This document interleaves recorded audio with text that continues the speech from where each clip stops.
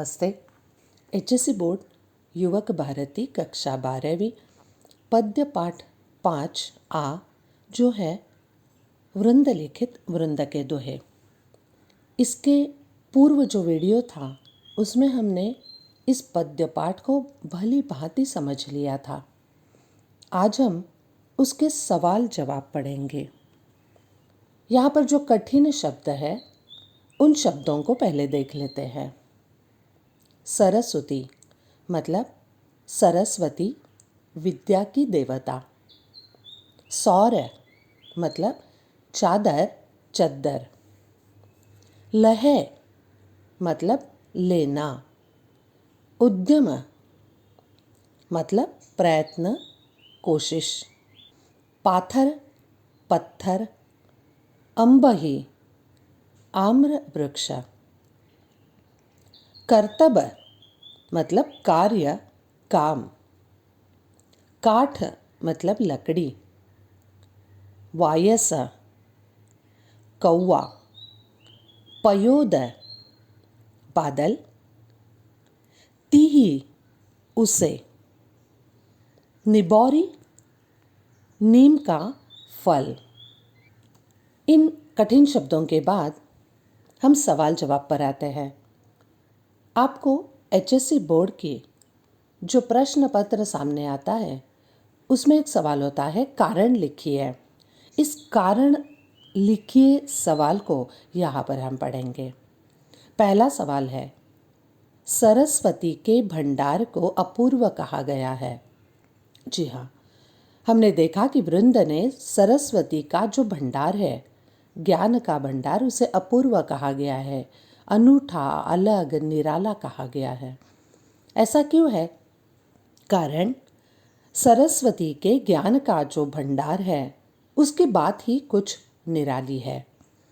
हम उसे जितना खर्च करते हैं उतना वह और बढ़ता रहता है, और जो खर्च करने पर घटता नहीं बल्कि बढ़ता रहता है। इसलिए यह बात अपूर्व है, ऐसा वृंद जी कहते हैं। दूसरा सवाल है, व्यापार में दूसरी बार छल कपट करना असंभव होता है, क्योंकि एक बार दिया हुआ धोखा लोगों को समझ नहीं आता है। लोग एक बार ठगे जा सकते हैं, लेकिन दूसरी बार उन्हें समझ में आता है, और उस छलावे को याद रखते हुए, उस धोखाधड़ी को याद रखते हुए दूसरी बार वह आपके पास आते ही नहीं हैं। और इसलिए अगर व्यापार को कायम रखना चाहते हैं तो फिर हमें धोखाधड़ी नहीं करनी चाहिए। दूसरी बार छल कपट करना असंभव हो जाता है। हमारा तीसरा सवाल है, नीच को कभी छेड़ना नहीं चाहिए। नीच मतलब बुरा आदमी। वृंद जी कहते हैं कि नीच को हमें कभी भी नहीं छेड़ना चाहिए, क्योंकि जिस प्रकार से पत्थर को कीचड़ में फेंकने पर वह जो छींटे हैं, जो गंदगी है, वह गंदगी हम पर ही उड़ती है। मतलब उसके साथ रहने से, उसे छेड़ने से हम ही गंदे हो जाते हैं, और इसलिए उनके साथ न रहना ही बेहतर है, क्योंकि वो हमें बर्बाद करके ही छोड़ने वाले हैं। इसलिए नीच को हमें कभी भी नहीं छेड़ना चाहिए। आगे का सवाल है, उच्च पद पर मस्ती गर्व घमंड नहीं करना चाहिए। क्यों? कारण एक दिन जब पतन निश्चित है तब ये घमंड क्यों करना चाहिए? जिस प्रकार से उदाहरण देते हुए वह समझाते हैं कि मध्याह्न में आग बरसाने वाला जो सूरज है, जो हमारे माथे पर आ चुका है, उस समय उसे घमंड नहीं करना चाहिए, क्योंकि शाम होने पर उसका अस्त होना निश्चित है। उच्च पद प्राप्त करने वाले को एक न एक दिन नीचे आना, उसका ह्रास होना निश्चित है। और इसलिए आज जो उच्च पद अमीरी उसके पास है, उसके लिए उसे कभी भी घमंड नहीं करना चाहिए। आगे का सवाल है, वृंद के अनुसार हमें बुरी बुद्धि वालों के साथ नहीं रहना चाहिए। कारण, शायद हम भी बुरे बन जाएंगे उनके साथ रहकर। अगर हम बुरे नहीं भी हैं लेकिन उसके साथ रहने के कारण लोग हमें भी बुरे लोगों में गिनेंगे और इसलिए हम अपना ही नुकसान करेंगे, अपने ही पैरों पर कुल्हाड़ी मार देंगे। इसलिए वृंद के अनुसार हमें बुरी बुद्धि वालों के साथ नहीं रहना चाहिए।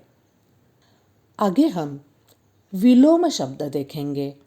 विलोम मतलब विपरीत अर्थ वाले, विरुद्ध अर्थ वाले शब्द। कुछ शब्दों का जिक्र हम यहाँ करते हैं। आदर, आदर का विलोम विरुद्धार्थी शब्द है, विपरीत अर्थ वाला शब्द है अनादर। अस्त है तो उदय है। कपूत है, कपूत, बुरा पुत्र, तो फिर उसका विलोम शब्द है सपूत, अच्छा पुत्र। पतन, रास, नीचे आना, तो उसका विरुद्ध अर्थ वाला शब्द है उत्थान, ऊपर उठना। आगे फिर से ये सवाल हमें पूछा जाता है, लिखिए। तो संक्षिप्त में एक सवाल हमें पूछा जाता है जिसका उत्तर हमें देना होता है। कभी कभी उसके उत्तर में दो बातें हमें देनी पड़ती है, दो बातों में उनका उत्तर होता है। तो कभी कभी 4 ऐसी बातें होती है जिनमें उत्तर समाया होता है।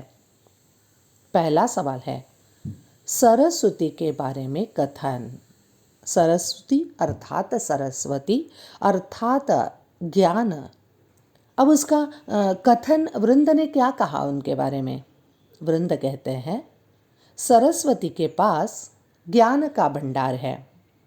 अब वह कहते हैं कि ज्ञान का ये जो भंडार है उसकी बात अपूर्व है, अलग है, निराली है, अनूठी है। जो खर्चे तो त्यों बढ़े, उसे हम जितना खर्च कर लेते हैं उतना वह बढ़ जाता है, लेकिन बिना खर्चे घटी जाता। मतलब अगर उसे हमने खर्च नहीं किया तो वह घट जाती है। दूसरा सवाल है, नीच को न छेड़ने का कारण। वृंद कहते हैं, उनका संग साथ अच्छा नहीं होता। और फिर पत्थर में कीचड़ डालने पर जैसे ही हम पर ही छींटे उड़ते हैं, गंदा हम हो जाते हैं, उसी प्रकार से, इसी कारण नीच को हमें छेड़ना नहीं चाहिए, उनके साथ हमें रहना नहीं चाहिए। तीसरा सवाल है, बड़ा श्रेष्ठ जो होता है उनके बारे में वृंद जी का क्या मत है? उत्तर है, ऊंचाई पर बैठने से कोई ऊंचा नहीं होता, बड़ा नहीं होता।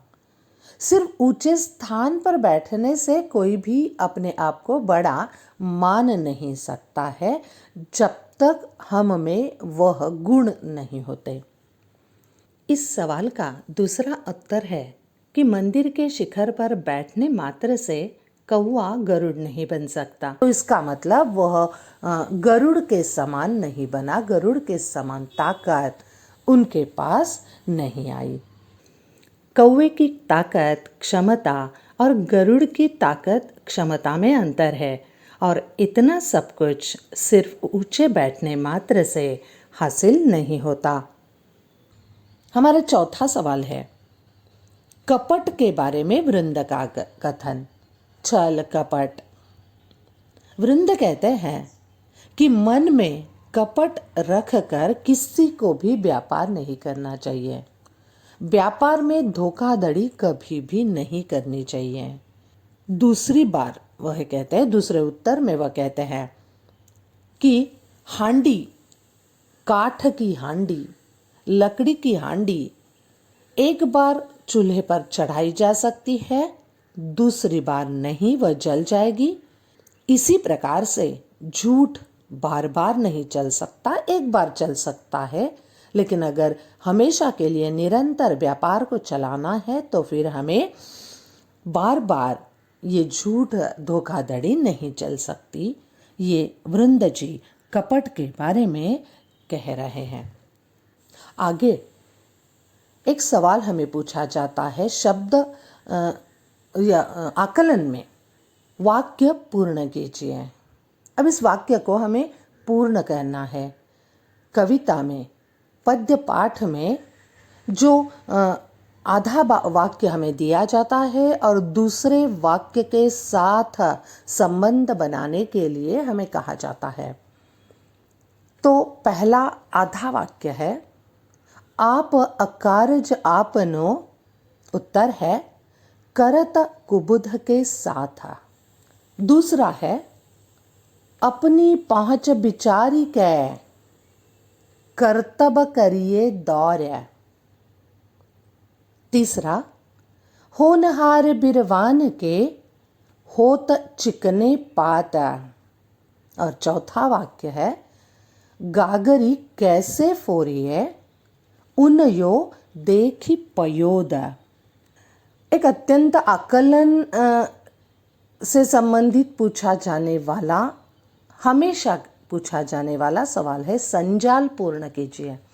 प्रश्न पत्र में हमें आकृति दी जाती है और उसी आकृति में हमें उस संजाल को पूर्ण करना होता है।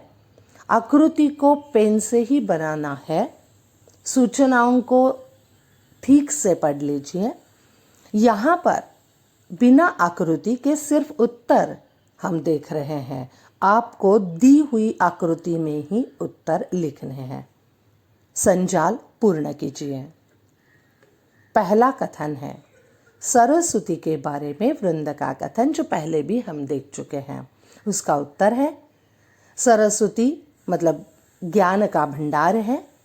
खर्च करने पर वह, खर्च न करने पर वह घट जाता है। उस ज्ञान के भंडार की बात जो है वह अपूर्व है, अनूठी है, निराली है, क्योंकि हम जितना उसे खर्च करते हैं उतना ही वह बढ़ता है। दूसरा संजाल है, नीच के बारे में वृंद जी का उदाहरण के साथ मत। क्या कहते हैं वृंद जी नीच के बारे में? नीच को कभी भी नहीं छेड़ना चाहिए। दूसरी बात वह कहते हैं, उसका नीच का संग साथ अच्छा नहीं है। अब उदाहरण क्या बताते हैं वह कहते हैं कि जिस प्रकार से कीचड़ में पत्थर डालने से हम ही गंदे हो जाते हैं, हम पर ही कीचड़ उछलता है, इसी प्रकार से हमें नीच के साथ रहना नहीं चाहिए, उससे दूर ही रहना बेहतर है। तीसरा सवाल आता है, अपनी पहुंच के बारे में उदाहरणों के साथ वृंद का मत। पहुंच, क्षमता, योग्यता, एबिलिटी। उत्तर में वह कहते हैं कि हर किसी को अपनी क्षमता, योग्यता, पहुंच को पहचानना अत्यंत आवश्यक है।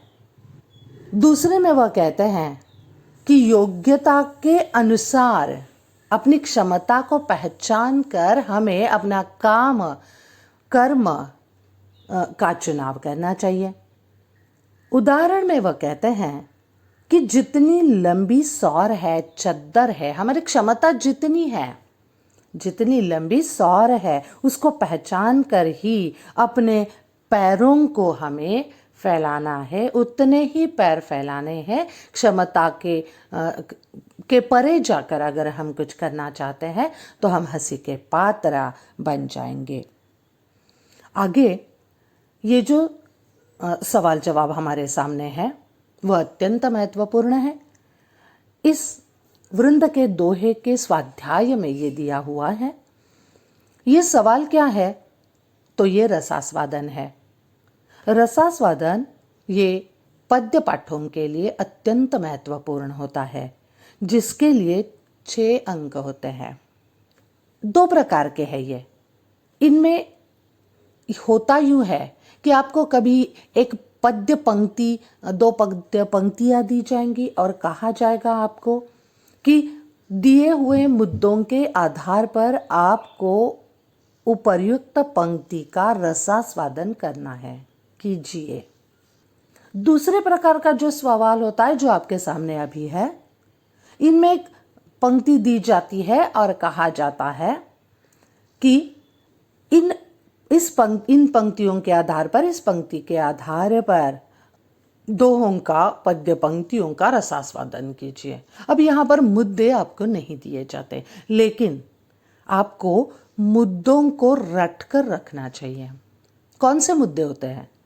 मुद्दे होते हैं, एक तो रचनाकार का नाम, किसने लिखा है यह पद्य पाठ, उसका नाम हमें देना है। फिर आता है दूसरा मुद्दा, और वो होता है पसंद की पंक्तियां। उस पद्य पाठ में आपको कौन सी पंक्तियां पसंद है, उनका उल्लेख हमें यहाँ करना पड़ता है। और इसलिए छात्रों, एक बात हमेशा याद रखिए कि जितने भी पद्य पाठ आपके पास है, 5 और 1 मतलब 6 पद्य पाठ आपके पास है, तो इन पद्य पाठों में से 4-4 पंक्तियों को आपको आज ही रट लेना चाहिए, जो आपको अच्छी लगती है, जिसका विस्तार से आप वर्णन कर सकते हो। ऐसी 4-4 पंक्तियां आप हर पद्य पाठ से रट लीजिए, ताकि आपको ये जो रसास्वादन है आसानी से आप उसे लिख सकते हो। 6 अंक आपको आसानी से प्राप्त हो सकते हैं। चलिए अब देख लेते हैं सामने होने वाला सवाल। जीवन के अनुभवों और वास्तविकता से परिचित कराने वाले वृंद जी के दोहों का रसास्वादन कीजिए। अब यहाँ पर हमें मुद्दे नहीं दिए गए हैं, लेकिन मुद्दों को एक बार जान लीजिए, रट लीजिए। ठीक है। अब यहाँ पर पहले पढ़िए कि आपको पूछा क्या गया है। यहाँ पर 2 बातें आपको पूछी गई है। एक है जीवन के अनुभव और दूसरी है वास्तविकता से परिचित कराने वाले दोहे। मतलब यह है कि आपको वृंद जी ने जिन दोहों की चर्चा उनके पद्य पाठ में की हुई है, उनमें से जीवन के अनुभवों के आधार पर कुछ दोहे दिए गए हैं और वास्तविकता, फैक्ट जो है, उसके बारे में कुछ दोहे हैं। ठीक है। अब देख लेते हैं। रचनाकार का नाम है वृंद के दोहे। ये सवाल रचनाकार का नाम आपको पूछा नहीं जाता है, लेकिन एक उदाहरण के तौर पर मैंने दिया हुआ है। अब रचनाकार का नाम क्या है? रचना का नाम है वृंद के दोहे, जिस पर कोई अंक नहीं होता, लेकिन रचनाकार का नाम, ये जो मुद्दा है कवि वृंदावन दास, इसके लिए 1 अंक होता है। आगे का मुद्दा है पसंद की पंक्तियां। ठीक है। अब आपको इन दोहों में पसंद की कौन सी पंक्तियां आई वो हमें यहाँ पर लिखना है। अब यहाँ पर हमें 2 बातें पूछी गई है, जीवन के अनुभव और वास्तविकता से परिचित कराने वाले दोहे। तो जीवन का अनुभव कौन सा दोहा हमें समझाता है? तो वो एक है, फेर न हवै कपट सो जो कीजे व्यापार, जैसे हांडी काठ की चढ़े न दूजी बार। यह है जीवन का अनुभव। फिर दूसरा दोहा कौन सा है? वास्तविकता से परिचित कराने वाला दोहा है, उद्यम कबहु न छांडिए पर आशा के मोदा, गागरी कैसे फोरिए उन्नयो देखी पयोदा। 2 बातें पूछी गई, इसलिए हमने 2 दोहे यहाँ पर दिए हैं। अब आगे का मुद्दा है पंक्तियां पसंद आने का कारण। इसके लिए 2 अंक होते हैं। अब आपको वो 2 पंक्तियां जो आपने दी हुई है वो आपको पसंद क्यों आई? तो जो पहली पंक्ति थी जिसे हमने देखा था, वो पहली पंक्ति थी, फेर न हवै कपट सो जो कीजे व्यापार, जैसे हांडी काठ की चढ़े न दूजी बार। अब इसका स्पष्टीकरण हम देंगे।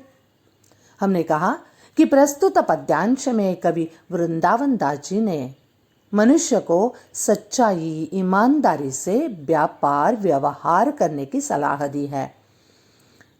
व्यापार का कोई भी काम करते समय आपस में विश्वास होना अत्यंत जरूरी है, तभी व्यापार कायम निरंतर चलता रहता है, वरना व्यापार बंद हो जाएगा। और इसलिए छल कपट, धोखेबाजी, बेईमानी के साथ हमें कभी भी व्यापार नहीं करना चाहिए, नहीं तो वह जल्द ही खत्म हो जाएगा, बंद हो जाएगा।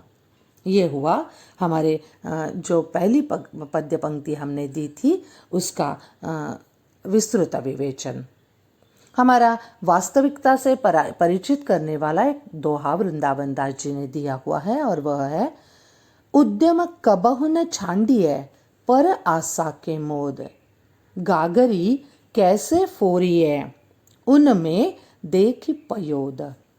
इस वास्तविकता को परिचित कराने वाले दो हमें वृंदावन दास कहते हैं कि किसी और पर भरोसा विश्वास करके हमें अपना कार्य जो कर रहे हैं छोड़ना नहीं चाहिए।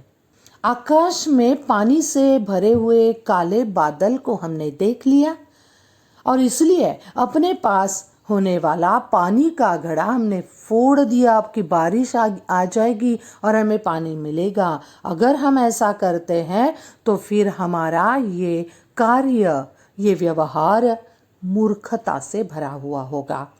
जीवन में हमें निरंतर कोशिश करती रहनी चाहिए, हमेशा कोशिश करती रहनी चाहिए, कभी भी हार नहीं माननी चाहिए, और तभी सफलता हमारे कदम चूम लेगी, मिलेगी सफलता।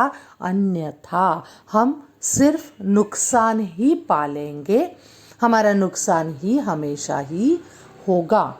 और इसलिए वृंदावन दास कहते हैं कि कभी भी दूसरों की आशा पर हमें अपना उद्योग व्यवसाय कभी भी छोड़ना नहीं चाहिए। दो पंक्तियों का विवरण अर्थ हमने समझा दिया।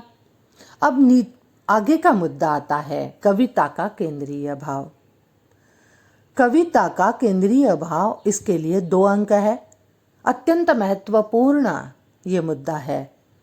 यहाँ पर अगर हम देखें तो वृंद जी ने 11 दोहे दिए हुए हैं और इन 11 दोहों के माध्यम से 11 बातों को वृंद जी हमें समझाने की कोशिश करते हैं।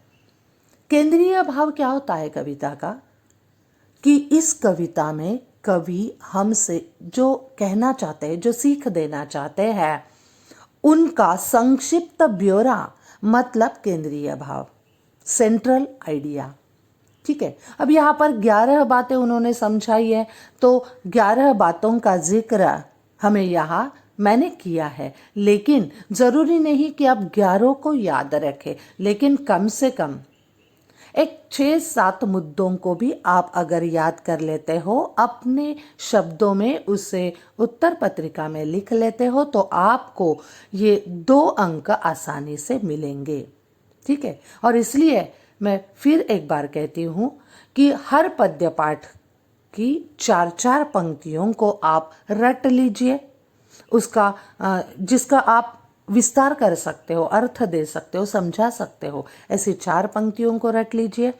और फिर केंद्रीय भाव जो है, उस कविता में जो कहा गया है, उस पद्य पाठ में जो कवि कहना चाहते हैं, उसे आप थोड़ा याद कर लीजिए, तो फिर ये 6 अंकों वाला सवाल आपको आसानी से आ जाएगा, लिख सकेंगे, आप हल कर पाएंगे।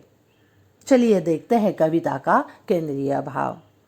उपर्युक्त दोहों के द्वारा वृंदावन दास जी ने नैतिकता से भरे विचारों पर हमसे बात की हुई है, हमें सिखाया है, सीख दी है।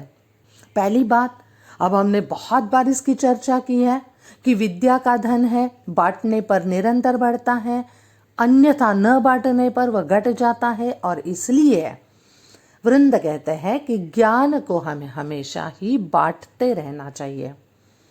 दूसरी बात उन्होंने कही है कि आंखें हमारे मन का दर्पण होती है, आईना होती है। हमारी आंखों में हृदय के, मन के सारे विचार स्पष्ट रूप से दिखाई देते हैं।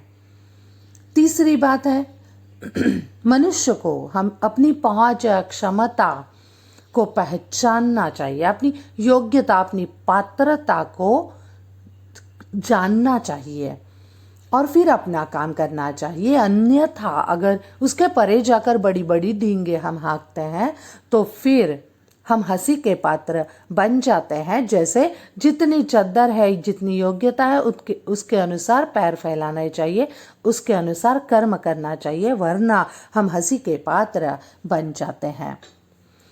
आगे के दोहे में वह कहते हैं कि व्यापार करना है तो धोखाधड़ी या छल कपट बेईमानी से हमारा व्यापार नहीं चल सकता है। विश्वास के साथ हमें ये व्यापार करना चाहिए और विश्वास ही सफलता की कुंजी है, चाबी है।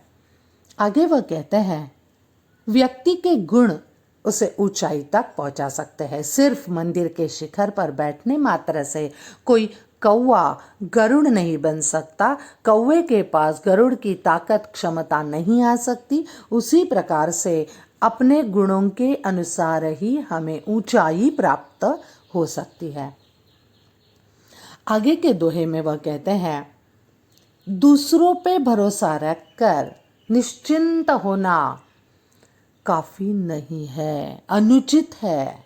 ओके, सफलता अगर हमें पानी है तो फिर आने वाले संकटों का मुकाबला करते हुए हमें खुद मेहनत करनी चाहिए, कोशिश नहीं छोड़नी चाहिए, हार नहीं माननी चाहिए। आकाश में बादल देखकर पानी का घड़ा हमें तोड़ना नहीं चाहिए, नहीं तो फिर ये बात गलत साबित होगी, नुकसान हमारा ही होगा। आगे की का जो दोहा है उसमें वृंद जी कहते हैं कि हमारा साथ, हमारी संगत अगर अच्छी है तो फिर ये साथी हमें विकास की ओर ले जाएगा, विकास के पथ पर हम अग्रसर हो जाएंगे। अगर हम बुरे लोगों के साथ रहेंगे तो फिर निश्चित ही हमारा ही नुकसान होगा। हम अपने ही पैरों पर कुल्हाड़ी मारने के समान वह बात होगी। कीचड़ में अगर पत्थर मार लेते हैं तो गंदगी हम पर ही उड़ेगी, छींटे हम पर ही उड़ेंगे, और इसलिए संगत अच्छी चाहिए। आगे के दोहे में वह कहते हैं कि जिसका उदय हो चुका है उसका अस्त निश्चित है।